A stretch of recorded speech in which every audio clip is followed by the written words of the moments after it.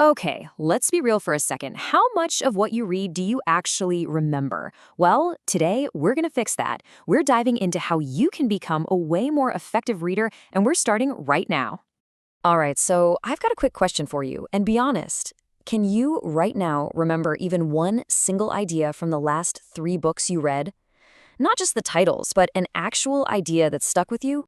Yeah, if you're kind of drawing a blank right now, trust me, you are not alone. It's a super common problem. But the good news is there's a fix, and we're about to walk through it step by step. So here's the game plan. First, we'll tackle the reader's retention problem.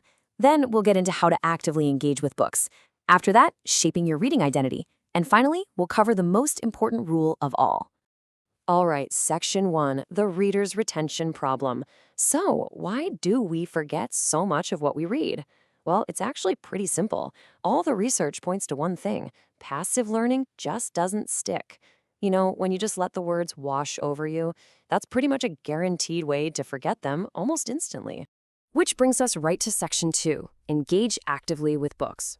See, the solution is to stop being a passive observer and turn reading into an active partnership. We've got 4 awesome techniques to help you do just that. And this whole thing really starts with a major mindset shift. I love this quote. It says, "Your books aren't precious objects. They're partners, sparring partners." Think about that for a second. That idea leads us straight to tip number 1. Torture your books. And yeah, it sounds aggressive because it kind of is. Crack that spine, write all over the margins, underline the key stuff, fold down the corners of the pages. You got to get physical with it. This interaction makes the ideas feel real, tangible, and way, way more memorable. Okay, so once you're physically engaged with the book, it's time to get your brain in the game. And that brings us to tip 2, summarize. Seriously, the absolute best way to remember anything is to try and explain it in your own words. It forces your brain to actually process the information instead of just, scanning it. So how do you do it? It's super simple, just 2 steps. First, when you finish a chapter, stop. Just take a minute and write down a 2 or 3 sentence summary. That's it. Then, when you finish the entire book, you do the same thing, just a little longer for the whole shebang. And for that final end of book summary, here's a killer 3-question framework to use. Just ask yourself, 1, what's the big idea here? 2, how does the author actually know this stuff? Like, what's their evidence? And 3, what should I do about it? That last one, that's the game changer. It's what turns reading from passive entertainment into real-world action. All right, so you've roughed up your book, you've summarized it, what's next? Tip number 3 is to harvest. This is all about creating your own personal system to collect all those amazing ideas, quotes, and facts that you found. The whole point is so you can actually find them and use them when you need them most. I want you to think of it like this. All those notes, summaries, and highlights, they become your supplemental brain. It's like having your own private, searchable database of wisdom that you can tap into whenever you want. How cool is that?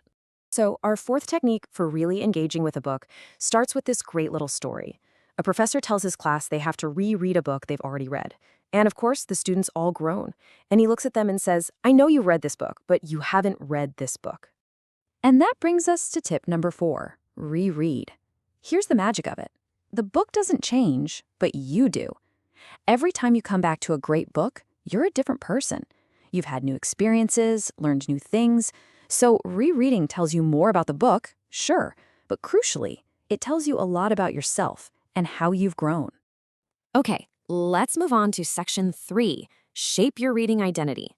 We're going to zoom out a little bit now and talk about 2 powerful habits that really define what kind of reader you are and what kind you want to be. The first habit is tip number 5, become a T-shaped reader. So what on earth does that mean? Well, think of the letter T. The vertical bar, that's your deep expertise in one specific area. You go deep. The horizontal bar on top, that's your broad knowledge across a whole bunch of different subjects. It's about combining that depth with breadth. And getting that balance right is so important.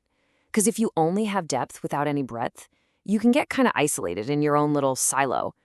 But if you only have breadth without any depth, well, you risk becoming a dilettante.